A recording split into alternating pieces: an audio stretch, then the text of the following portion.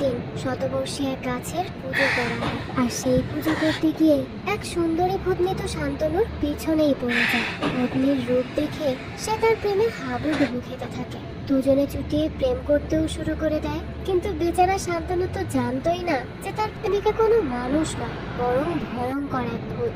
আর এই সত্য যখন তার সামনে আসবে তখন সে কি করবে? এই ভূতনির হাত থেকে কিভাবে বাঁচবে? আর এই ভূতনির বা কেন এত মানুষ থাকবে শান্তনুর পেছনেই পড়লো? তার অতীতের কাহিনীই বাকি। সেই সবই আমরা জানতে পারবো আজকের গল্প দা ভূতনিতে। চলুন তাহলে আর কোনো স্পয়লার না দিয়ে মূল গল্প শুরু করা যাক। শুরুতেই আমরা সেন্ট ভিনসেন্ট নামের একটি কলেজের ক্যাম্পাস দেখতে পাই। সেখানে ভার্জিন ট্রি নামের একটি গাছ ছিল, যে গাছটিকে সকলে পূজা করত, বেশ ভক্তিও করত।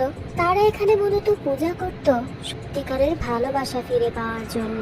তাছাড়া অনেক দূর দূরান্ত থেকেও মানুষ আসতো এই গাছটি পূজা করতে, এতটাই ফেমাস ছিল এই গাছ। তো আজ ছিল 14ই ফেব্রুয়ারির দিন।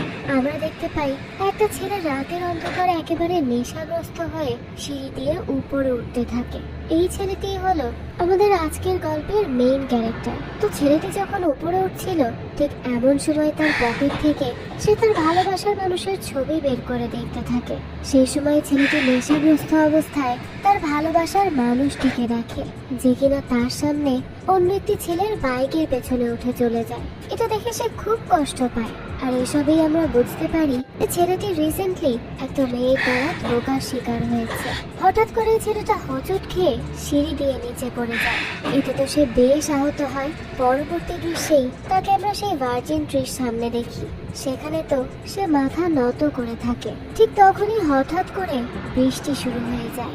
ছেলেটাও তখন সেই বৃষ্টিতে ভিজতে থাকে আর তার ভালোবাসার মানুষের ছবিটা দূরে ছুঁড়ে মেরে গাছটির সামনে চিৎকার করে বলতে থাকে যে সে তার ভালোবাসা ফেরত চায়। ঠিক তখনই সেখানে বেশ জোরে হাওয়া বইতে শুরু করে আর সেখানকার সব লাইটগুলো ফ্লিকার করতে থাকে। আমরা দেখি গাছটার ভেতর থেকে তখনই একটা মেয়ে বাইরে বেরিয়ে আসছে, কিন্তু পরক্ষণেই আবার মেয়েটি গায়েব হয়ে যায়। তার মানে হয়তো এই গাছে আত্মার বসবাস রয়েছে। তো সেই সময় আমরা ক্যাম্পাসের বাইরে বৃষ্টির মধ্যে ছাতা হাতে দুজন ছেলেকে দেখি। তাদের মধ্যে একজনের নাম হলো সাহেল ও আরেকজনের নাম নাসির। তারা দুজনে বাইকে করে কোথাও যাওয়ার জন্য রওনা হচ্ছিল। তো তারা যখন বাইক স্টার্ট দিবে ঠিক সেই সময়ই তারা সেই ছেলেটির চিৎকার শুনতে পায়। তখনই তো সেখানে থাকা দুটো ছেলের মধ্যে একজন অর্থাৎ নাসির বলে ওঠে, এটা ভার্জিন ট্রির আত্মা নয় তো? সাহেল তো এগুলো বিশ্বাসই করতো না। তাই সে তখনই ভার্জিন ট্রির কাছে যেতে লাগে। আর সেখানে গিয়েই তারা ওই ছেলেটিকে মাটিতে পড়ে থাকতে দেখতে পায়। তারা যখনই তার কাছে যায় তখনই দেখতে পায় যে সে তো আর কেউ নয়, তাদেরই বন্ধু শান্তনু। হ্যাঁ, গল্পের শুরুতে যাকে নেশাগ্রস্ত অবস্থায় দেখা যাচ্ছিল তার নাম শান্তনু। তো সাহেল এবং নাসির তো তাকে দেখে খুবই অবাক হয়ে যায় আর দ্রুত সেখান থেকে বের করে নিয়ে আসে। দৃশ্য পরিবর্তন হয়। আমরা দেখি যে শান্তনু একটা বেডের উপর শুয়ে আছে আর কাল রাতের ঘটনা বারবার তার চোখে ভাসছিল। হঠাৎ তখনই শান্তনু চিৎকার করে ঘুম থেকে উঠে যায়। সামনেই তখন নাসিরকে উল্টো করে বসে থাকতে দেখে শান্তনু তো আরো ভয় পেয়ে যায়। কিন্তু আমরা তো জানি নাসির মূলত উল্টো হয়ে ব্যায়াম করছিল। এরপরে শান্তনু তার দুই বন্ধুকে বলতে লাগে যে সে যেই মেয়েকে ভালোবাসতো সে তাকে ধোঁকা দিয়ে অন্য ছেলের কাছে চলে গেছে, এজন্য সে অনেক বেশি ভেঙে পড়েছে। এসব শুনে তার বন্ধুরা তাকে বলে যে সে যেন ওই মেয়েকে ভুলে যায়, যেই মেয়ের কাছে তার কোনো গুরুত্ব নেই তাকে ভুলে যাওয়াটাই ভালো। এরপরই আমরা তিন বন্ধুকে কলেজে দেখতে পাই। কলেজের সকল শিক্ষার্থীরা ভার্জিন ট্রির পূজা করার জন্য প্রস্তুতি নিচ্ছিল। অপরদিকে কিছু শিক্ষার্থীরা এবার ভার্জিন ট্রির পূজা বয়কট করতে বলে। তখন সাহেল একটা মেয়ের কাছে গিয়ে জিজ্ঞেস করে এখানে কিসের বয়কট চলছে। তখন সেখানে থাকা একটা মেয়ে বলে ভার্জিন ট্রির বয়কট। সাহেল তো এটা শুনেই হেসে দেয় আর বলতে থাকে গাছের আবার বয়কট হয় নাকি? তখনই মেয়েটি বলে ওঠে আরে গাছের না, ভার্জিন ট্রির পূজার বয়কট চলছে। সে আরো বলে ভার্জিন ট্রির ভেতরে আত্মা রয়েছে আর সেখানকার আত্মা প্রতি ভ্যালেন্টাইন্স এর দিনই জেগে ওঠে। কাল রাতে যে বৃষ্টি হয়েছিল এবং লাইটগুলো ফেটে গিয়েছিল তখনই তো ভার্জিন ট্রির আত্মা জেগে উঠেছে। ইতিমধ্যে তিনজন ছেলের প্রাণও চলে গেছে, তাই এবার পূজা না করাটাই ভালো। এই কারণেই আমরা এই বয়কটের আন্দোলন করছি। ঠিক তখনই আমরা অনন্য নামের একটা মেয়েকে দেখতে পাই। সে ভার্জিন ট্রির কাছে এসে পুজো করছিল। তাকে দেখে স্পষ্টভাবেই বোঝা যাচ্ছে সে কাউকে পাওয়ার জন্যই পূজা করছে। কিন্তু সে যে কাকে ভালোবাসে তা তো আমরা একটু পরেই জানতে পারবো। এরপর সেখান থেকে যাওয়ার সময় অনন্যার সাথে ভুলবশত একটা ছেলের ধাক্কা লেগে যায়। যাক, তো অন্যদিকে আমরা শান্তনুকে একটা জায়গায় বসে থাকতে দেখি। তাকে দেখেই বোঝা যাচ্ছে যে সে কিছু একটা নিয়ে চিন্তা করছে। সে আসলে কাল রাতে ঘটা সবকিছুই কল্পনা করছিল। ঠিক তখনই শান্তনু তার কাছে কোনো কিছুর উপস্থিতি অনুভব করে। তাই সে ভয় পেয়ে পাশে তাকাতেই অনন্যাকে দেখতে পায়। তাদের দেখে বোঝাই যাচ্ছে যে তারা একে অপরকে আগে থেকেই চেনে। আর তাদের কথাবার্তায় আমরা খুব ভালো করেই বুঝতে পারি যে তারা ছিল বেস্ট ফ্রেন্ড। অনন্যা আসলে শান্তনুকে ভালোবাসতো, আর তাকে পাওয়ার জন্যই সে ভার্জিন ট্রির কাছে পুজো করেছে। কিন্তু শান্তনু তো অনন্যাকে বেস্ট ফ্রেন্ড হিসেবেই ভাবতো, তার থেকে বেশি কিছুই নয়। আর অনন্যা শান্তনুকে ভালোবাসলেও তাকে কখনোই সে তার মনের কথা জানায় না। তো এবার শান্তনু অনন্যাকে জিজ্ঞেস করে যে অনন্যা কবে ফিরলো। 6 মাস ধরে তো সে গায়েব হয়েছিল। অনন্যা তখন জানায় সে কাল রাতেই এসেছে, আর সে গায়েব নয়, ট্রিপে গিয়েছিল। এটা বলেই অনন্যা তার ব্যাগ থেকে দুটো বিয়ারের বোতল বের করে, আর দুজন বেস্ট ফ্রেন্ড মিলে সেটা খেতে থাকে। তারা তো বেশ এনজয় করছিল। এরপরে আমরা ভার্জিন ট্রির সামনে সকলকে একত্রে উপস্থিত হতে দেখি। সবাই তো অলরেডি পূজা করা শুরু করে দিয়েছে। আর শান্তনুকে তখন আমরা দেখতে পাই সে একটা কাগজের টুকরোতে সত্যিকারের ভালোবাসা লিখে সেই গাছটিতে আটকে দেয়। সে মূলত এটা করেছিল তার জীবনে সত্যিকারের ভালোবাসা পাওয়ার জন্য। আর অন্যদিকে আমরা দেখি অনন্যা শান্তনুর চোখ এড়িয়ে শান্তনুরই ছবি সেই গাছের সাথে আটকে দেয়, আর তাকে পাওয়ার জন্য গাছটির কাছে অনেক প্রার্থনা করে। যাক, তো পুজো শেষ করে এবার সকলে মিলে একসাথে নাচানাচি করতে থাকে। সবাই তো বেশ আনন্দ করছিল। এই নাচানাচির এক পর্যায়ে নাসিরের চোখ পড়ে স্টেজের একদম উপরে। সে দেখতে পায় কেউ একজন সেখানে দাঁড়িয়ে আছে। এটা দেখেই তো তার কেমন একটা লাগে। তাই সে একটু ভালো করে লক্ষ্য করে দেখে যে এটা তো তাদেরই কলেজেরই একজন ছাত্র। তাই সে চিৎকার করে ছেলেটির কাছে যেতে থাকে তাকে বাঁচানোর জন্য। আর আমরা এই ছেলেটিকে পূজা করার সময় অনন্যার সাথে ধাক্কা লাগতে দেখেছিলাম। যাতে পরে দেখা যায় ছেলেটি তো সেখান থেকে লাফ দিয়ে নিজের জীবনটাই দিয়ে দেয়। এই দৃশ্য দেখে তো সকলে হতবাক হয়ে তাকিয়েছিল। কেউই বুঝতে পারছিল না যে হুট করে কি হয়ে গেল। এত আনন্দের মাঝে কেউ যে এমন করতে পারে তা তো তারা চিন্তাও করতে পারেনি। কারণ ছেলেটা তো এতক্ষণ এখানে সবার সাথে নাচানাচি করছিল। হঠাৎ সে কেন লাফ দিয়ে নিজের প্রাণ দিয়ে দিল কিছুই তারা বুঝতে পারছে না। তো কিছুক্ষণের জন্য সবাই তো মনে করেছিল যে ছেলেটা মারাই গেছে। কিন্তু তাকে হসপিটালে নিয়ে যাওয়ার পর ডক্টর জানায় যে না, সে এখনো বেঁচে আছে।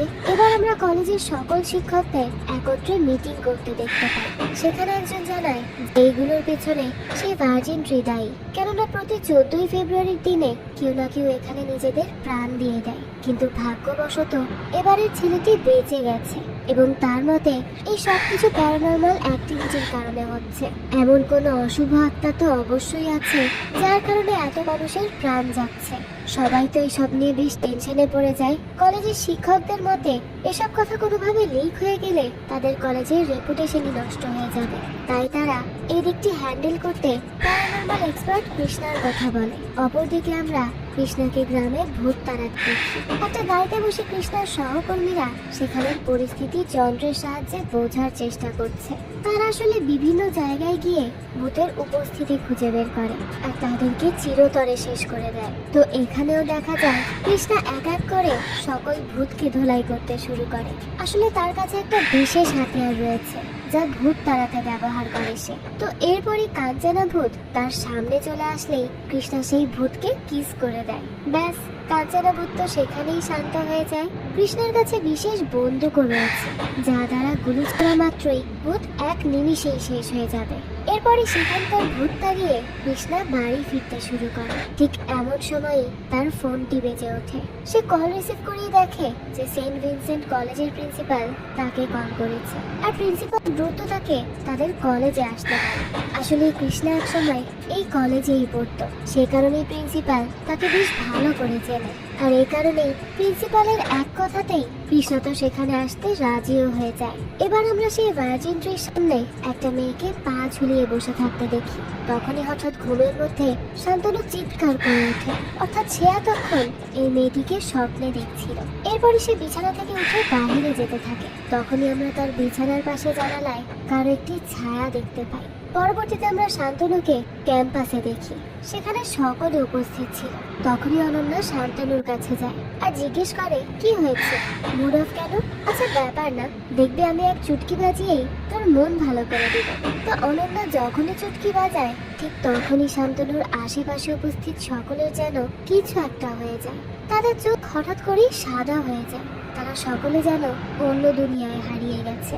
তারা তো কিছুই বুঝতে পারছিল না। ঠিক তখনই দেখা যায় যে তারা সেই আত্মার দ্বারা পজেসড হয়েছিল। তারা সকলেই ভার্জিন ট্রির সাথে গলায় দড়ি পেঁচিয়ে ঝুলতে থাকে।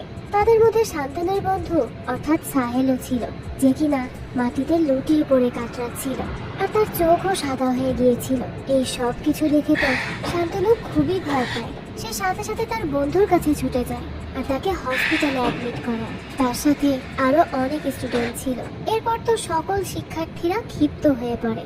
সকলে একসাথে জড়ো হয়ে বিক্ষোভ শুরু করে আর বলতে থাকে এই কলেজে ভূত রয়েছে।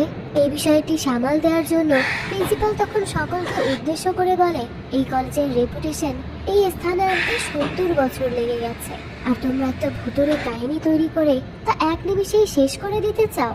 এই সব কিছু দূর থেকে শান্তনু আর তার বন্ধুরা শুনছিল। এরপরই আমরা রাতের দৃশ্য দেখতে পাই। শান্তনু আর নাসির ক্যাম্পাসে ছিল। হঠাৎ তখন সেখানে তারা পায়েলের শব্দ শুনতে পায়। এতে তো তারা দুজনেই খুব ভয় পেয়ে যায়। তখনই তারা দেখে যে সেটা তো ভূত নয়, একটা বাচ্চা ছেলে। ছেলেটি তার গার্লফ্রেন্ডের জন্য পায়েলটি কিনেছিল। তো নাসির আর শান্তনু যখন ক্যাম্পাসের বাইরে গিয়েছিল তখনই আমরা লক্ষ্য করি যে তাদের পেছনেই অর্থাৎ ক্যাম্পাসের ভেতর কেউ একজন দাঁড়িয়ে তাদের দেখছে, কিন্তু তারা তো এটা লক্ষ্য করে না। এরপর নাসির আর শান্তনু কলেজের ভেতর চলে যায়। তখন সাহেল পুরোপুরি সুস্থ আর সেখানে কিছু শিক্ষার্থীদের সাথে ওই কলেজের ভূত সম্পর্কে সে কথাও বলছিল। নাসির আর শান্তনু সেখানে যায়। তাদের কথাবার্তা শুনে তো নাসির খুব ভয় পায় আর উপরে তাকাতেই দেখে কালো কাপড় পরে কেউ একজন সেখানে দাঁড়িয়ে আছে। এটা দেখেই তো নাসির জোরে চিৎকার করে আর তার চিৎকার শুনে তো সবাই ভয় পেয়ে যায়। তারা তো ভয়ে দৌড়াদৌড়ি করছিল। এরপরই দেখা যায় গার্ডেন ট্রির আশেপাশে জোরে হাওয়া বইছে আর লাইটগুলো ফ্লিকার করা শুরু করেছে। এবার আমরা শান্তনুকে দেখতে পাই যে কিনা বিছানায় কাঁথা গায়ে দিয়ে শুয়েছিল। হঠাৎই তার পেছনে আমরা একটা মেয়েকে দাঁড়িয়ে থাকতে দেখি। ঠিক তখন এই রুমের লাইটগুলো জ্বলতে নিভতে আরম্ভ করে। আমরা দেখি যে শান্তনুর পাশে কোন একটি মেয়ে শুয়ে আছে। তখনই হঠাৎ তাদের রুমে কেউ একজন দরজা ধাক্কা দিয়ে ভেতরে চলে আসে। সাথে সাথে মেয়েটিও গায়েব হয়ে যায় আর দরজার শব্দ শুনে তো নাসির, সাহেল এবং শান্তনু ভয়ে ঘুম থেকে লাফ দিয়ে ওঠে আর তাদের সামনে একজন লোককে দেখতে পায়, যে আর কেউ নয়, কৃষ্ণা ছিল। কৃষ্ণা তখন তাদেরকে নিজের পরিচয় দেয় যে সেই কলেজে 2বার বিয়ে করেছে। তো তাকে সকলে ভালোবেসে বাবা বলে ডাকে। তখন সাহেল বলে উঠে ভাগ্যিস 2বার MA করেননি, তাহলে সবাই মামা বলে ডাকতো। এবার কৃষ্ণা জানায় সে একটা রিসার্চের জন্য এখানে এসেছে, কারো কোনো সমস্যা হলে তাদের মানিয়ে নিতে হবে। এসব বলে সে সেখান থেকে চলে যায়। পরের দিনে কৃষ্ণা বুদ্ধি খাটিয়ে এটা প্রমাণ করে যে এই কলেজে কোনো ভূত নেই আর যাদের মৃত্যু হয়েছে তাদের মৃত্যুর কারণ সহ সে বিল বোর্ডে টাঙিয়ে দেয়, যার জন্য সকল শিক্ষার্থীরা মনে করে হয়তোবা এই কলেজে আসলেই কোনো ভূত নেই। এসব মিথ্যা তথ্য কৃষ্ণাই ছড়িয়েছে। যেহেতু সে একজন প্যারানর্মাল এক্সপার্ট, একজন শিক্ষক তখন এই বিষয়ে বলতে গেলে কৃষ্ণা বলে ওঠে যে আমার নিজের কাজটি করার জন্য পরিস্থিতি আগে স্বাভাবিক করতে হবে। সে এটাও জানায় যে আত্মা 2 ধরনের, ভালো আত্মা আর খারাপ আত্মা। এই কলেজে ভালো আত্মা রয়েছে না খারাপ আত্মা রয়েছে এটা বের করতে কিছুদিন সময় লাগবে। ততদিন কলেজ পুরোপুরি স্বাভাবিক থাকা দরকার, যাতে করে আত্মার প্যাটার্ন বদলে না যায়। এরপর সে আরো বলে যে আমার ছোট ভাই বিভিন্ন জায়গায় ট্র্যাকার লাগিয়ে দিয়েছে আত্মাকে ট্র্যাক করার জন্য। এসব দেখে শিক্ষার্থীদের মধ্যে সন্দেহ জাগলে তারা যেন বলে যে এনভায়রনমেন্ট চেকিং এর জন্য এগুলো লাগানো হয়েছে। এরপরে আমরা শান্তনুকে দেখি যে দাঁড়িয়ে দাঁড়িয়ে বুকশেলফ থেকে একটা বই নিচ্ছিল পড়ার জন্য। ঠিক তখনই হঠাৎ একটা মেয়ে কণ্ঠ পেছন থেকে শান্তনুকে ডাক দেয়। শান্তনু তো এটা শুনেই ভয় পেয়ে যায় আর ভয়ে ভয়ে পেছনে তাকায়, কিন্তু তার পেছনে তো একটা ছেলে দাঁড়িয়ে বই পড়ছিল। সে তো এসবের কিছুই বুঝতে পারে না। তো এরপর সে যখনই সামনের দিকে তাকায় তখন বুক শেলফের অপর পাশ থেকে অনন্যা উঠে দাঁড়ায়। শান্তনু তো ভয়ে চিৎকারি করে ওঠে। অনন্যা তখন হেসে দিয়ে শান্তনুর কাছে আসে। এরপর দুজন একসাথে বসে কথা বলতে থাকে। অনন্যা বসে বসে ভার্জিন ট্রির ছবি আঁকছিল। শান্তনু তখন মজা করে অনন্যাকে জিজ্ঞেস করে যে ভার্জিন গাছের আত্মা নাকি তুই, কিন্তু এত কিউট আত্মা কিভাবে হয়? তখন অনন্যা হেসে উত্তর দেয় যে আত্মা তো হতেও পারি, কেন ভয় লাগে? তারা তখন অনেকক্ষণ এভাবে মজা করতে থাকে। দূরে তখন ভার্জিন ট্রি থেকে কেউ একজন সবকিছু লক্ষ্য করে। এরপরই দৃশ্য চলে যায় রাতের বেলা। সাহেল আর নাসির একসাথে রুমে যাওয়ার সময় হঠাৎই সেখানে থাকা টিভিটি ঝিরঝির করতে থাকে। লাইটগুলো ফ্লিকার করতে শুরু করে। এগুলো দেখে তো দুজনেই খুব ভয় পায়। তখনই হঠাৎ কৃষ্ণা সাহেল আর নাসিরের সামনে চলে আসে। সে তাদের দুজনকেই জিজ্ঞেস করে যে তোমরা যদি কিছু অদ্ভুত দেখতে পাও তাহলে আমাকে জানাবে। এই বলে সে সেখান থেকে চলে যায়। অন্যদিকে শান্তনু রাতের বেলা বাইরে বের হয়েছিল। তখনই হঠাৎ সেখানে কারেন্ট চলে যায়। এটি দেখে তো শান্তনু একটু ঘাবড়েই যায় আর আশেপাশে দেখতে লাগে। হঠাৎই পেছন থেকে তখন একটা মেয়ে কণ্ঠ আবারও শান্তনু বলে ডাক দেয়। তো শান্তনু পেছনে ঘুরতেই কাউকে দেখতে পায় না। সে তখন মেয়েটির কণ্ঠ শুনে সেদিকেই যেতে লাগে। ঠিক তখনই একটা মেয়ের সাথে তার ধাক্কা লেগে যায়। মেয়েটি নিচে পড়তেই যাচ্ছিল। সেই মুহূর্তেই শান্তনু মেয়েটিকে ধরে ফেলে। সে তখন মেয়েটিকে তার নাম জিজ্ঞেস করে। মেয়েটি জানায় তার নাম মহাব্বত।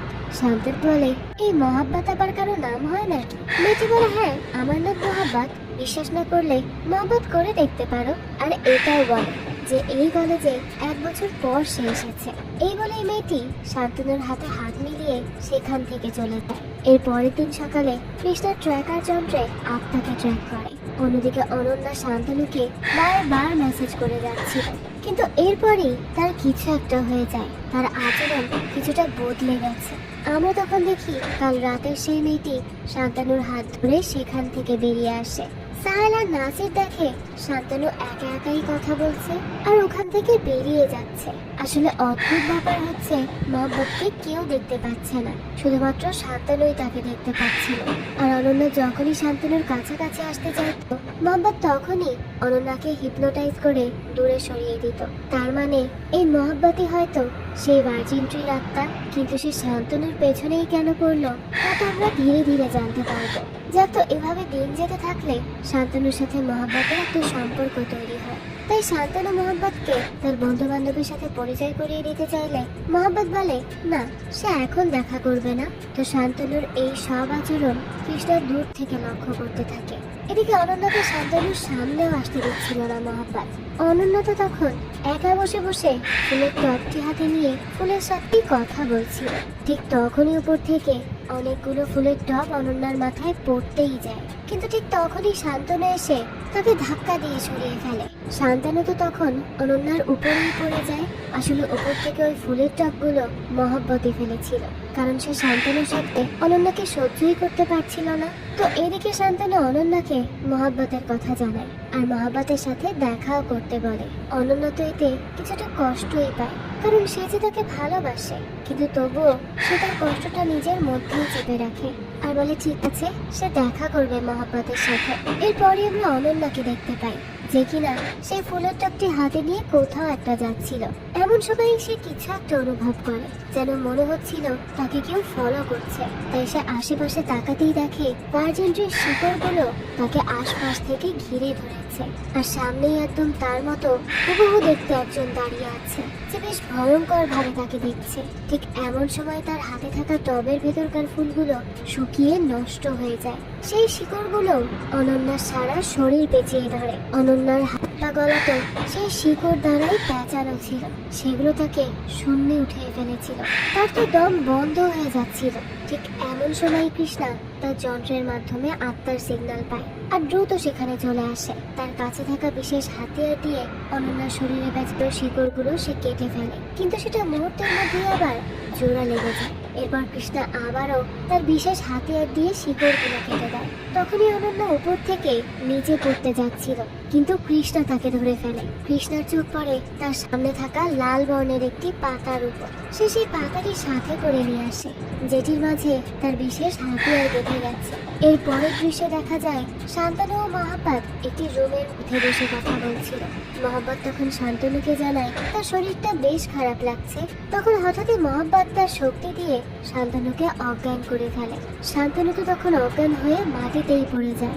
অপর দৃশ্যে কৃষ্ণা সেই লাল বর্ণের পাতাটি তার সাথে করেই নিয়ে এসেছিল এবং ভার্জিন ট্রির পাতার সঙ্গে মেলানোর চেষ্টা করছিল, কিন্তু সেই গাছের পাতার সঙ্গে সেই লাল বর্ণের পাতার কোনো মিল নেই। তাই কৃষ্ণা তার ছোট ভাইয়ের সাথে আসল ভার্জিন ট্রি খোঁজার চেষ্টা করে, আর তা পেয়েও যায়। বহু বছর আগে এই স্থানটি জ্বলে পড়ে গিয়েছিল। যাদের ইচ্ছা অপূর্ণ রয়ে গিয়েছিল তারা আত্মায় পরিণত হয়ে গেছে আর এখানে সেখানে ঘুরে বেড়াচ্ছে। যে কোনো মূল্যে আত্মারা যাচ্ছে তাদের অসম্পূর্ণ ইচ্ছাকে পূর্ণ করতে। কৃষ্ণা তখন তার ছোট ভাইকে সেখানকার সিসিটিভি ফুটেজ আনতে পারে। তার ছোট ভাইও তখন ফুটেজ নেওয়ার জন্য বেরিয়ে পড়ে। কৃষ্ণা তখন ভার্জিন ট্রির নিচে একটা চিরকুট লক্ষ্য করে। আমরা জানি এই চিরকুটটি শান্তনুর চিরকুট। অন্যদিকে তো শান্তনুর এই মাত্র জ্ঞান ফিরেছে। জ্ঞান ফিরতেই সে তার সামনে বেশ কিছু মোমবাতি আর ফুল দিয়ে ঘরটি সাজানো দেখে। দরজা খুলে মহাব্বত এসে শান্তনুকে 5 মিনিট পর ছাদে দেখা করতে বলে আর বলে সে সেখানেই অপেক্ষা করছে। অন্যদিকে কৃষ্ণার ছোট ভাই ফুটেজ নিয়ে আসে। সেই ফুটেজে লক্ষ্য করে যে শান্তনু সেদিন রাতে ভার্জিন ট্রির এরিয়ায় চলে গিয়েছিল। অর্থাৎ গল্পের শুরুতে শান্তনু নেশাগ্রস্ত অবস্থায় যে গাছটির সামনে মাথা নত করেছিল সেটিই ছিল আসল ভার্জিন ট্রি, কিন্তু সেটা পুড়ে যাওয়াতে এই কলেজে এখন অন্য একটি গাছকেই ভার্জিন ট্রি হিসেবে পুজো করা হয়। তো অপরদিকে শান্তনু ও মহাব্বত একসাথে ছাদে দাঁড়িয়ে দাঁড়িয়ে পতাকা ফাটানো দেখছিল। অনেক বেশি এনজয় করছিল তারা এখানে। তো এরপরে মহাব্বত একটা রিমোটের সাহায্যে চারপাশে আলো জ্বালিয়ে দেয়। সামনে সুন্দর করে সাজানো একটা বেডও রয়েছে। এটা দেখেই তো শান্তনু অনেক অবাক হয়ে যায়। দুজনেই সেই বেডে বসে পড়ে। শান্তনু ও মহাব্বত দুজনে খুব কাছাকাছি আসতে শুরু করে। এমন সময় মহাব্বত শান্তনুকে প্রপোজ করে বসে। শান্তনু তো এতে কিছুটা ঘাবড়েই যায় আর বলতে থাকে, আসলে আমিও আর তোমার কাছে কিচ্ছু লুকাতে চাই না। রিসেন্টলি আমি ধোঁকা খেয়েছি, তো এইসব সম্পর্ক নিয়ে ভয় জড়িয়ে গেছে আমার মনে। মহাব্বত এইসব শুনে বলে, আমিও এরকম ধোঁকা খেয়েছি। ছেলেরা আসলে ভালোবাসা বলতে শুধু মেয়েদের শরীর বোঝে, আর কিচ্ছু না। শান্তনু তখন বলে, ভালোবাসা দুটো আত্মার মিলন। এই কথা শুনেই মহাব্বত তাকে জিজ্ঞেস করে, আত্মার সম্পর্কে কি জানো তুমি? শান্তনু বলে, দেখো, শরীর আজকে আছে কালকে নেই, তাই ভালোবাসা আত্মার সঙ্গে হওয়া দরকার। মহাব্বত বলে, তুমি বলো না, বিশেষ অনেক বড় একটা জিনিস। আমিও আজ তোমার কাছে কিচ্ছু লুকাবো না। ভালোবাসা বলতে তো দুটো আত্মার মিলন। সত্যিকারের ভালোবাসায় মিথ্যা কথা চলে না। তাই আমি বলে দিচ্ছি যে আমি একটা আত্মা, অর্থাৎ আমি জীবিত নই, মৃত। শান্তনু তো এসব শুনে ভাবছিল মহাব্বত হয়তো দুষ্টুমি করছে, তাই সেও মহাব্বতের সাথে দুষ্টুমি করতে থাকে। কিন্তু এক পর্যায়ে মহাব্বত তার আসল রূপ শান্তনুকে দেখায়। যে রূপ দেখেই তো শান্তনু ভয়ে চিৎকার করতে থাকে আর 10 হাত দূরে ছিটকে চলে যায়। সে তো ভয়ে ভূত ভূত বলে চিৎকার করতে থাকে। আর এই সব কিছু দূর থেকে কৃষ্ণাও শুনতে পায়। সে তখন তার ছোট ভাইকে তার বন্দুকটি আনতে বলে। তার ছোট ভাইও তখন বন্দুক আনতে ছুটে যায়। কৃষ্ণা এরপর দেয়াল বেয়ে ছাদে উঠে পড়ে। তার পরক্ষণে মহাব্বত গায়েব হয়ে যায়। অপরদিকে শান্তনু ভূত ভূত বলে চিৎকার করতে করতে নিচে নামছিল। তখনই পেছন থেকে মহাব্বত চলে আসে। কৃষ্ণা এদিকে ছাদ থেকে ভেতরে প্রবেশ করতেই যাবে, তখনই দরজাটি শিকড় দ্বারা পেঁচিয়ে যায়। আর কৃষ্ণের হাতে থাকা সেই বিশেষ ছুরিটি দিয়ে দরজায় পেঁচানো শিকড়গুলো সে কাটার চেষ্টা করে, কিন্তু ততক্ষণে শান্তনুকে হিপনোটাইজ করা হয়ে গেছে মহাব্বতের। সে তার শক্তি দ্বারা শান্তনুকে হাওয়ায় ভাসিয়ে রাখে। এই দৃশ্য দেখে তো কৃষ্ণা শান্তনুর বুকে সেই বিশেষ বন্দুক দিয়ে গুলি ছুঁড়ে মারে। সাথে সাথেই শান্তনু এই মায়ার জাল থেকে বেরিয়ে আসে আর মাটিতে পড়ে আবারও অজ্ঞান হয়ে যায়। কৃষ্ণা তখন দ্রুত তাকে নিয়ে বেরিয়ে আসে। এদিকে কলেজের আবহাওয়া দেখেও খুব একটা ভালো বলে মনে হচ্ছে না। শান্তনুকে তখন সাহেল কল দেয়। ততক্ষণে শান্তনুর হুঁশ ফিরে এসেছে। পরিবেশ দেখে তো শান্তনু বেশ ভয় পায়। আর কৃষ্ণাকে দেখে শান্তনু বলে, আপনি কে? কৃষ্ণা জানায়, আমি তোমার শেষ সাহায্যকারী। আর তুমি চিন্তা করো না, আমি তোমাকে কোনো সেফ জায়গায় রেখে আসবো। আর তোমার বন্ধুদের বলে দাও তারা যেন হোস্টেলে না যায়। শান্তনু তখন সাহেলের কল রিসিভ করে বলে হোস্টেলে যাস না, কারণ মহাব্বত আসলে একটা ভূত। তখনই নাসির বলে হ্যাঁ, মহাব্বতের ভূত একবার মাথায় উঠলে সেই ভূত আর মাথা থেকে নামে না। সাহেল বলে কি রে, মহাব্বতের সাথে রোমান্টিক টাইম স্পেন্ড করছিস তাই না? শান্তনু তো বারবার বলে আরে মহাব্বত আসলেই একটা ভূত, কিন্তু নেট দুর্বল থাকার কারণে তারা এসব কথা শুনতেই পায় না। আসলে ততক্ষণে তো সেখানে মহাব্বত চলে এসেছিল। সে শান্তনুর দুই বন্ধুর সেই রুমে প্রবেশ করে। ঘর এরকম সাজানো দেখে ভেবে নেয় শান্তনু বুঝি এতক্ষণ এখানে রোমান্টিক টাইম স্পেন্ড করেছে। ঠিক তখনই তাদের পেছনের দরজা জানালা আপনা আপনি বন্ধ হয়ে যায়, মোমবাতিগুলোও নিভে যায়, আর তাদের সামনে মহাব্বত চলে আসে। তো এখন থেকে আমরা তাকে মহাব্বত নয়, ভূতনি বলেই ডাকবো। যাক, নাসির আর সাহেল তো প্রচন্ড ভয় পেয়ে যায়। তারা যখন সেখান থেকে পালাচ্ছিল হঠাৎই তাদের পা ওই স্থানে আটকে যায়। ভূতনি তখন দুজনকে একত্রে হাওয়ায় ভাসিয়ে রাখে। দুই বন্ধু তো প্রচন্ড ভয়ে চিৎকার করছিল, আর তখনই কিছু শিকড় সাহেলের মুখ পেঁচিয়ে রাখে। সাহেল চিৎকার করতে চাইলেও চিৎকার করতে পারছিল না। অন্যদিকে রাস্তায় কৃষ্ণা শান্তনুকে বলে যে মডার্ন তান্ত্রিকের কাছে তোমায় নিয়ে যাচ্ছি, তুমি ভূতের ব্যাপারে যা যা জানো তাকে সব জানাবে। শান্তনু বলে আরে ও ভূত নয়, ও ভূতনি। কৃষ্ণা বলে ভার্জিন ট্রি পার করে তুমি অন্য পাশে কি করে চলে গেলে? এমনি গার্লফ্রেন্ড পটাতে পারো না, তাই বলে ভূতকে পটাবে তুমি?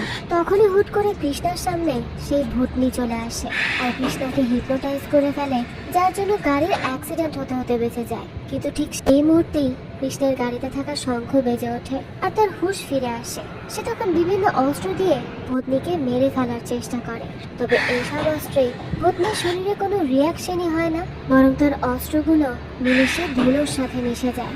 এক পর্যায়ে ভূতনি শান্তনুকে বাইরে নিয়ে আসে। এদিকে সাহেল ও নাসির নিজেদের ব্যাগপত্র গুছিয়ে হোস্টেল থেকে চলে যাচ্ছে। এর মধ্যেই তারা তার বন্ধুকে হাওয়ায় ভেসে আসতে দেখে, কিন্তু শান্তনুকে যে ভূতনি হাওয়ায় তুলে নিয়ে আসছে এটা তারা দেখতে পাচ্ছিল না। ভূতনি তখন শান্তনুকে হাওয়ায় ভাসিয়ে ক্যাম্পাসে নিয়ে আসে। এগুলো দেখে তো সাহেল আর নাসির ভেবেই নেয় যে ভূত আর কেউ নয়, তাদেরই বন্ধু শান্তনু। তাই তারা ভয়ে ওখান থেকে দুজনই দৌড়ে পালিয়ে চলে আসে। এরপরই শান্তনুর জ্ঞান ফিরে আসলে সে তার বন্ধুদের পিছু করতে থাকে। নাসির বলে তুই কার থেকে পালাচ্ছিস? তুই তো নিজে একটা ভূত। শান্তনু বলে আরে ওর থেকে পালাচ্ছি। এটা বলে তিনজন আবারও পালাতে শুরু করে, কিন্তু সব স্থানেই ভূতনি এসে হাজির হয়। তারা তো বুঝে গিয়েছিল এই ভূতনির হাত থেকে রক্ষা পাওয়া এত সোজা নয়। ভূতনি তখন শান্তনুর কাছে এসে বলে শান্তনু, আমি তোমাকে ভালোবাসি, তুমিও তো আমাকে ভালোবাসো। এখন অনেক হয়েছে, চলো আমরা একটু ডান্স করি। নাসির বেচারাও কি করবে, লাস্টে কোনো উপায় না পেয়ে বিন বাজানো শুরু করে। ভূতনি তখন রেগে মেগে নাসিরের কাছে গিয়ে বলে আমি নাগিন নই, ভূতনি। সে রেগে মেগে শান্তনুকে বলতে থাকে প্রথমে তো তুমি আমাকে ভালোবাসার চিঠি দিয়েছো, তাই তো ভালোবাসতেই এসেছি আমি। যেহেতু আমি তোমাকেই ভালোবেসেছি তাহলে তো তোমাকে সব সত্যি কথা বলতেই হতো, আর এখন এই সব শুনে তুমি পালিয়ে যাচ্ছ। শান্তনুর তখন মনে পড়ে নেশাগ্রস্ত অবস্থায় বাতাসে প্রেমিকার ছবি উড়িয়ে ফেলেছিল সে, আর সেই ছবির পিছু করতে করতেই শান্তনু ক্যাম্পাসের অন্য দিকে চলে যায়। আর তখনই ভার্জিন ট্রির কাছে তার ভালোবাসা চেয়ে চিৎকার করে কান্না করছিল সে। তাই তো ভূতনি মহাব্বত হয়ে তার কাছে ফিরে আসে। যদিও ভূতনিকে মহাব্বত না করলে ভূতনি রেগে যায় আর চিৎকার করে বলে সত্যিকারের ভালোবাসা চেয়েছিলে, সেটাই তো লিখে দিয়েছিলে চিরকুটে, আর এখন যখন সত্যিকারের ভালোবাসা হিসেবে আমি চলে আসলাম এরপর তুমি আবারও কান্না করতে লাগলে। শান্তনু তখন বলে আমি সেদিন নেশাগ্রস্ত অবস্থায় ভার্জিন ট্রির কাছে উইশ করতে গিয়েছিলাম। মহাব্বত তখন রেগে গিয়ে বলে ভার্জিন ট্রি আজ পর্যন্ত কোনো মানুষকে সাহায্য করেনি। নাসির তখন বলতে থাকে জি জি ভূত ভাবি, আমরা ওই গাছ কেটে ফেলবো দরকার হলে। সাহেল বলে আমরা গাছ কেন কাটবো, আমার বন্ধু বিপদে ছিল তাই আপনি বাঁচিয়েছেন, আর এখন আমার বন্ধুর জীবনে অধিকার পালাতে এসেছেন। ভালোবাসার তো কোনো লক্ষণ নেই আপনার মধ্যে। এভাবে দুই বন্ধু ভূতনিকে বেশ উল্টো পাল্টা কথা বলতে থাকে। ভূতনি তো তখন রেগে গিয়ে দুজনকে সজোরে থাপ্পড় মেরে দেয় আর একেবারে চাঁদের দেশে পাঠিয়ে দেয়। তারা আবার সেখান থেকে ফিরেও আসে। সাহেল আর নাসির তখন ভয়ে ভয়ে বলতে থাকে আমরা আপনাকে ভাবি বলে মেনে নিয়েছি, দয়া করে আমাদের মাফ করে দিন। ভূতনি তখন বলে, তোদের সঙ্গে 5 মিনিট নরম হয়ে কথা বলেছি, এজন্য তোরা ভুলে গিয়েছিস আমি কে। আমার ভালোবাসা নিয়ে ছিনিমিনি খেলিস না, শেষবারের মতো বলে দিচ্ছি, এখান থেকে কেউ পালানোর চেষ্টা করবি না। ভূতনি তখন সকলকে উদ্দেশ্য করে বলে, শান্তনু আমার আর আমারই থাকবে। শান্তনু তো তখন অনেক বেশি ঘাবড়ে যায় আর বলে, কালকে আমার ভাইভা এক্সাম আছে। পাশ থেকে সাহিল বলে, কাল 3টায় দেখা হবে। ভূতনি তখন বলে, না 3টায় সম্ভব না, 8টায় দেখা করব। এটা বলি সে সেখান থেকে চলে যায়। অন্যদিকে কৃষ্ণ ওই কলেজের মৃতদের কিভাবে মৃত্যু হয়েছিল সেই ঘটনার ডিটেলস শুনতে থাকে। সকলের একই কথা, 14 ফেব্রুয়ারির আশেপাশে ওইসব ছেলেদের একটা মেয়ের সাথে সাক্ষাৎ করা হয়। তারা তো ভয়ে আটকে ওঠে। তারা সকলকেই বলতো যে তাকে কেউ মেরে ফেলবে। তবে সেই ছেলেগুলো যে কার কথা বলতো তাকে তো কেউ দেখতে পেত না। তো এভাবেই একদিন হুট করে ছাদ থেকে লাফ দিয়ে ছেলেগুলো মারা যায়। সবার সাথে প্রায় একই ঘটনা ঘটে আর সবকিছু হোলির দিনই ঘটে। আর এবার হোলি শুরু হতে তো আর মাত্র 7 দিন বাকি। এই কয়দিনের মধ্যে কিছু একটা না করতে পারলে শান্তনুরও প্রাণ চলে যাবে। এই সবকিছুই কৃষ্ণা ভাবতে থাকে। কৃষ্ণার মাথায় তখন আরো কিছু একটা ঘোরে। এদিকে সকালবেলা 3 বন্ধু একটা হোটেলে নাস্তার অর্ডার করে। দেখা যায় আজকে দোকানদার তো কৃষ্ণা। কৃষ্ণাকে দেখিয়ে তো তারা চিৎকার করে ওঠে। কৃষ্ণা তখন বলে, চুপচাপ নর্মাল ভাবে অন্য মানুষের মতো আচরণ করো। কৃষ্ণা এরপর শান্তনুকে জিজ্ঞেস করে, তুমি যাকে দেখতে পাও সে কে? শান্তনু জানায়, ও মহাব্বত। কৃষ্ণা তখন জিজ্ঞেস করে, কার মহাব্বত? শান্তনু বলে, আরে ওর নামই মহাব্বত। কৃষ্ণের পর তাকে কাছে ডেকে ফিসফিসিয়ে বলে, আমাদেরও দেখছে না তো? 3 বন্ধু তো তখন প্রচুর ভয় পেয়ে পেছনের দিকে তাকায় আর পেছন থেকে সামনের দিকে তাকাতেই দেখে সামনে তো কৃষ্ণা নেই। চোখের পলকেই কৃষ্ণা বাইরে রাখা একটা টেবিলে এসে বসে পড়ে আর তাদের বলে, অবাক হচ্ছ? আরে ও যদি যে কোনো জায়গায় যেতে পারে তাহলে আমি কেন পারবো না? তো আচ্ছা ও এখন কোথায়? শান্তনু তখন নিজের হাতে থাকা ঘড়ির দিকে তাকিয়ে বলে, কালকে ওর কথাই বুঝতে পেরেছি 3টা থেকে 8টার মধ্যেও এখানে আসবে না। কৃষ্ণা বলে, তাহলে আমাদের খুঁজে বের করতে হবে 3টা থেকে 8টা পর্যন্ত সে কোথায় যায়। সাহেল তখন উঠে বলে, হয়তো জিম করতে যায়, কারণ ওর বডি তো একেবারে নায়িকাদের মতো, পাক্কা একটা আইটেম। এই কথা শুনেই তো কৃষ্ণকে বকা দেয় যে সে যেন এভাবে কথা না বলে। এরপরে শান্তনু অনন্যার কল পেয়ে তার কাছে ছুটে যায়। সে তো অনন্যার চোখে মুখে ভয় দেখতে পেয়ে জিজ্ঞেস করে, কি ব্যাপার, তুই ঠিক আছিস তো? এটা বলা মাত্রই অনন্যা কান্না করে শান্তনুকে জড়িয়ে ধরে। সেও তখন অনন্যাকে বলে, আজকের পর আমাদের আর কথা হবে না। এটা বলেই শান্তনু সেখান থেকে চলে যায়। আসলে শান্তনু এই কাজটা কৃষ্ণার কথায় করেছে, কারণ অনন্যার সাথে বেশি মেলামেশাটা মহাব্বত পছন্দ করছিল না। তাই প্রায় সময় অনন্যার উপর অ্যাটাক করে বসছিল।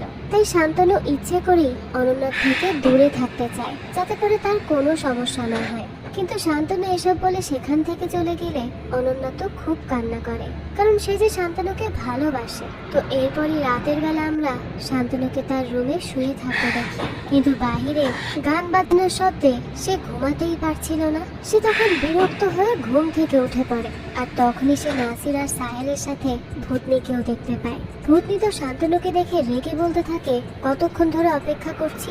এইবার তো ঘটে এই গল্পের একটা হাস্যকর ঘটনা। নাসির আর সাহেল তো তাদের নতুন ভাবি অর্থাৎ ভূতনিকে ঘরে স্বাগত জানায়। আমরা জানি হিন্দু ধর্মের মানুষেরা নতুন বউকে ঘরে স্বাগত জানানোর জন্য একটা ছোট পাত্রে কিছুটা চাল ঢেলে রাখে।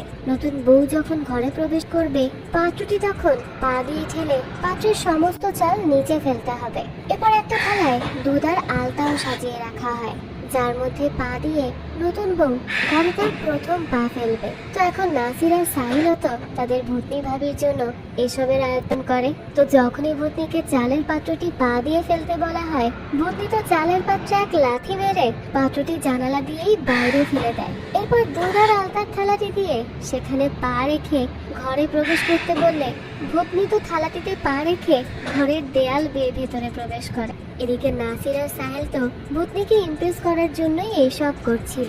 ভূতনিও তো বেশ ইমপ্রেসড হয়ে যায়, কিন্তু ভূতনিকে তো তারা দুজনের কেউই দেখতে পায় না, শুধুমাত্র শান্তনু বাদে।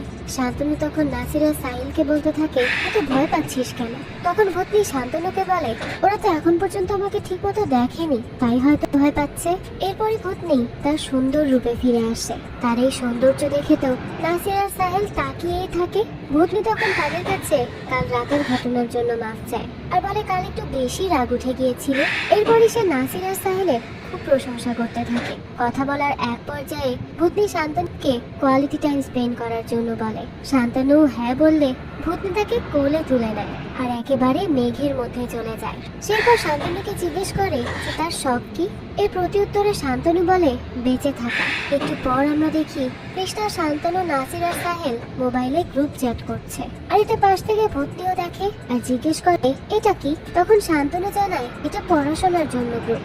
সেরপর ভূতনিকে জিজ্ঞেস করে যে সে কোথা থেকে এসেছে, সে কি এই কলেজেই পড়তো, আর ভার্জিন ট্রি নিয়ে তার কি সমস্যা, এতগুলো পাওয়ার তার কাছে কিভাবে আসলো। এই সব কিছুর উত্তরে ভূতনি বলে কাউকে মন থেকে চাইলে তখন পাওয়ার আপনা আপনি চলে আসে, আর বাকি প্রশ্নের উত্তর সে জানে না। এরপর আমরা অনন্যাকেও দেখতে পাই, সে কোথাও একটা যাচ্ছিল। তখন নাসির আর সাহিল অনন্যাকে ডাক দেয় আর কৃষ্ণার কাছে নিয়ে যায়। এরপরে কৃষ্ণা তাকে দূরবীক্ষণ যন্ত্রের সাহায্যে শান্তনুকে দেখায় যে সে একা একা বসে কার সাথে যেন কথা বলছে। অনন্যা তো কিছুই বুঝে উঠতে পারছিল না। পরদিন সকালে আমরা দেখতে পাই অনন্যা কৃষ্ণার সাথে বসে আছে। কৃষ্ণা তখন অনন্যাকে সবকিছু খুলে বলে। এই সব শুনে অনন্যা শান্তনুর উপর একটু রেগেই যায় আর বলে যে সেটা তাকে একটু জানাতেও পারতো। এরপরে সে শান্তনুকে বলে যে সে তাকে সাহায্য করবে, যেটা শুনে কৃষ্ণা বলে আমি জানি তুমি শান্তনুকে ভালোবাসো, কিন্তু কিছুদিনের জন্য শান্তনুর থেকে দূরে থাকাটাই তোমার জন্য ভালো হবে। শান্তনু তো পেছন থেকে সবটা শুনছিল। এসব শুনে সে বুঝে যায় যে অনন্যা তাকে ভালোবাসে। এরপর সে অনন্যাকে বকা দেয় যে তাকে সে আগে কেন বলেনি এই কথা। অনন্যা তখন বলে সে কত আগের থেকে তাকে ভালোবাসে, কিন্তু শান্তনুর তো তার চোখেই পড়েনি। এরপরে শান্তনু বলে যে অনন্যা যেদিন থেকে কলেজে জয়েন করেছিল ওদিন থেকেই সে অনন্যাকে ভালোবেসে ফেলেছিল, কিন্তু অনন্যা তো তাকে বন্ধু বলেছিল, তাই সে তাকে প্রপোজ করতে পারেনি। এই সব কিছু শুনে তো তারা দুজন বেশ খুশি হয়, কারণ তারা দুজনই দুজনকে পছন্দ করত। আর এরপর থেকেই দুজনের মধ্যে ভালোবাসা শুরু হয়। আর ভূতনি যে সময় না থাকতো তারা সেই সময় দেখা করত, কারণ ভূতনি যদি জানতে পারে যে শান্তনু অনন্যাকে ভালোবাসে তাহলে কেউ জানে না ভূতনি অনন্যার সাথে কি করবে। যাক, এরপর একদিন কৃষ্ণা শান্তনুকে ভূতনির একটা ছবি আঁকতে বলে। শান্তনু সেই ছবিটিও আঁকে, কিন্তু ছবিটি আঁকার পর দিন যখন কৃষ্ণাকে ছবিটি দিতে যায় তখন তার কৃষ্ণাকে খুঁজেই পায় না। আগে ভেবে নিয়েছিল কৃষ্ণা হয়তো পালিয়ে গেছে। এরপরে আমরা দেখি কলেজের সব শিক্ষার্থীরা হোলি খেলার জন্য রং তৈরি করছে। সেখানে নাসির, সাহেল, শান্তনু আর অনন্যাও ছিল।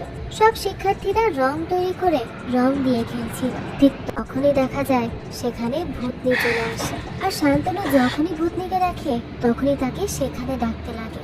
আর যখন ভূতনি শান্তনুর কাছে যাচ্ছিল তখনই কিছু রং তার শরীরে এসে পড়ে। ঠিক সেই সময়ই সে তার নিজের অতীতের কিছু কথা মনে করতে থাকে।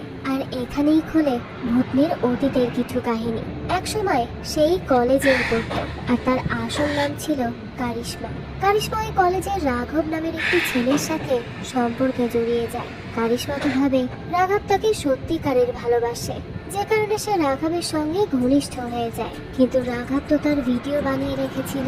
পরের দিন যখন কারিশমা কলেজে যায় তখন সব শিক্ষার্থীরা তাকে নিয়ে মজা করতে শুরু করে, যা দেখে কারিশমা খুবই ভেঙে পড়ে। আর তখন কারিশমা জেনে যায় যে রাঘব তার ভিডিও ভাইরাল করে দিয়েছে।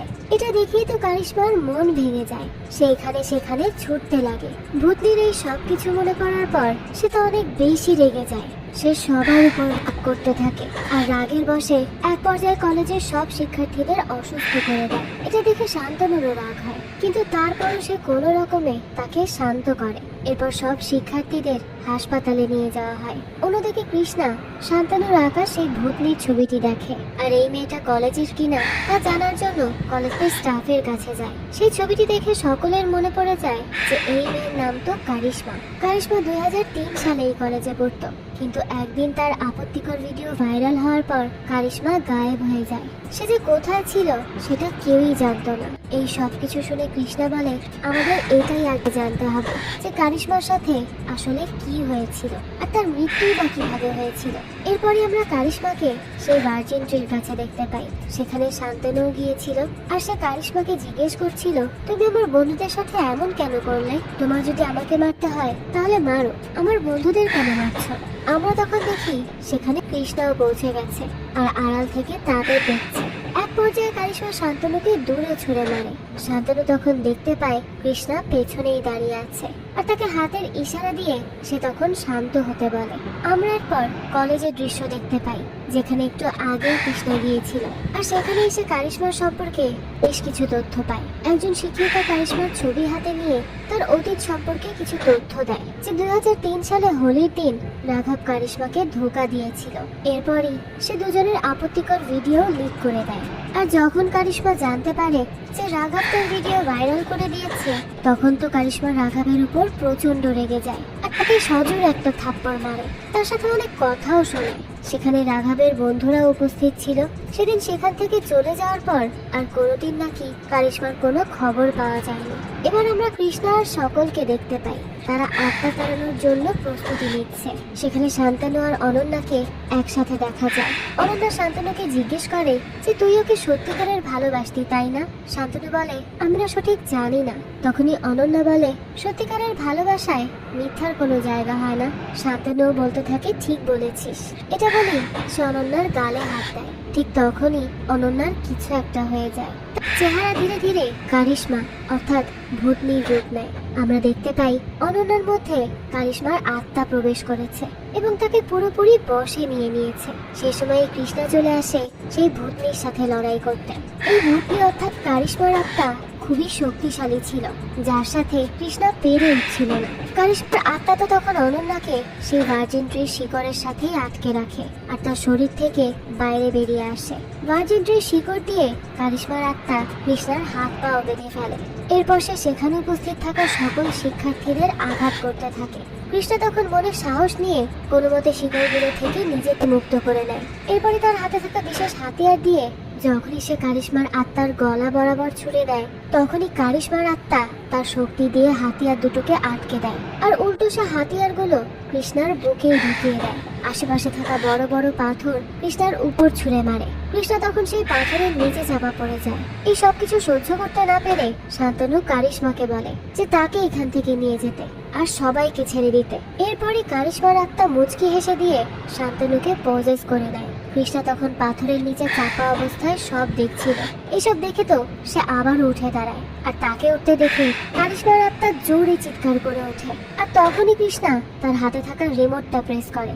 সেই সময় চারপাশ থেকে প্রচুর রং বের হয় আর এসবেই যেন সেই কারিশমার আত্মার কিছু একটা হয়ে যায়। এরপরে তার ধীরে ধীরে সব ঘটনা মনে পড়ে যে তার সাথে সেদিন ঠিক কি হয়েছিল। সেদিন আসলে কারিশমা নিজে থেকে গায়েব হয়ে যায়নি, তাকে গায়েব করে ফেলা হয়েছিল। সেদিন যে কারিশমা রাঘবকে তার বন্ধুদের সামনেই থাপ্পড় মেরেছিল, এতে রাঘবের ইগো হার্ট হয়ে যায়। তাই সে কারিশমাকে খুব জোরে একটা থাপ্পড় মারে, যে কারণে সে দূরে ছিটকে গিয়ে পড়ে আর মাথায় আঘাত লেগে সেখানেই বেহুশ হয়ে যায়। রাঘব তো ভেবেছিল কারিশমা হয়তো মারা গেছে, তাই সে কারিশমাকে একটি দড়ির সাহায্যে সেই ভার্জিন ট্রির সাথে ঝুলিয়ে দেয়। তখন পর্যন্ত কারিশমা বেঁচে ছিল আর চিৎকার করছিল, কিন্তু রাঘব তাকে পুরোপুরি মেরে ফেলে আর সেই গাছে আগুন জ্বালিয়ে দেয়। তাই তারপর থেকে কারিশমাকে আর কেউ খুঁজে পায়নি। সবাই তো ভেবেছিল সেখানে হয়তো এমনিতেই আগুন ধরে গেছে। এবার দৃশ্য বর্তমানে চলে আসে। কারিশমার আত্মা কৃষ্ণকে হাওয়ায় তুলে নেয়। এরপর সে কৃষ্ণার বুকের উপর পা রাখে। এখানে একটা বড় টুইস্ট রিভিল হয়। আসলে কারিশমা আর কৃষ্ণা একই সাথে পড়তো। কৃষ্ণা তখন কারিশমাকে ভালোবাসতো, কিন্তু কারিশমা তো এটা জানতো না। সে তো রাঘবকে ভালোবাসতো, কিন্তু তারপরও কৃষ্ণা তাকে ভুলতে পারেনি। সে কারিশমাকে অনেক খুঁজেছে কিন্তু পায়নি, তাই সে এখন পর্যন্ত বিয়েও করেনি। এই সবকিছু জানতে পেরে কারিশমা অনেক বেশি ইমোশনাল হয়ে যায়। এরপরে কৃষ্ণা কারিশমার আত্মার হাত ধরে। তখন সে কৃষ্ণাকে জানায় আমি ওদের মারিনি, ভালোবাসার ভয় ওদের মেরেছে। কারিশমার আত্মা তখন কাঁদতে কাঁদতে বলতে থাকে আমার ভালোবাসা পূর্ণ হয়নি। তখনই কৃষ্ণা বলে তোমার ভালোবাসা পূর্ণ হবে। এরপর দুজনে ইমোশনাল হয়ে একে অপরকে জড়িয়ে ধরে। কৃষ্ণা তখন কারিশমাকে বলে যে তোমার আবার জীবন্ত তো হতে হবে সত্যিকারের ভালোবাসা পাওয়ার জন্য, এজন্যই তোমাকে মুক্তি পেতে হবে। এই বলেই কৃষ্ণা একটা ত্রিশূল তার পেটে ঢুকিয়ে দেয়। কারিশমাও তখন কৃষ্ণাকে জড়িয়ে ধরে মুচকি হেসে দেয় আর এভাবে তার আত্মাও মুক্তি পেয়ে যায়। আর এরই সাথে সাথে এই গল্পটাও এখানেই শেষ হয়। তো আজকের এই ভূতনির গল্পটা আপনাদের কাছে কেমন লেগেছে সেটা অবশ্যই আমাদেরকে কমেন্ট করে জানাবেন। যদি এতটুকু ভালো লেগে থাকে তাহলে একটি লাইক দিয়ে যাবেন। আর হ্যাঁ, আমাদের এই চ্যানেলে কিন্তু প্রতিনিয়ত নতুন নতুন ভিডিও আপলোড করা হয়। সেই সব ভিডিওর আপডেট পেতে আমাদের চ্যানেলটিকে সাবস্ক্রাইব করে বেল আইকনে অল দিয়ে রাখতে কিন্তু ভুলবেন না। আর একটা কথা, আমাদের সব ভিডিওর আপডেট পেতে জয়েন করতে পারেন আমাদের হোয়াটসঅ্যাপ চ্যানেলে, লিংক কমেন্ট বক্সে দেওয়া আছে। আজকে তাহলে এই পর্যন্তই, আবারও হাজির হব নতুন কোনো ভিডিও নিয়ে। সেই পর্যন্ত সবাই ভালো থাকবেন আর আমাদের চ্যানেলের সাথেই থাকবেন। ধন্যবাদ।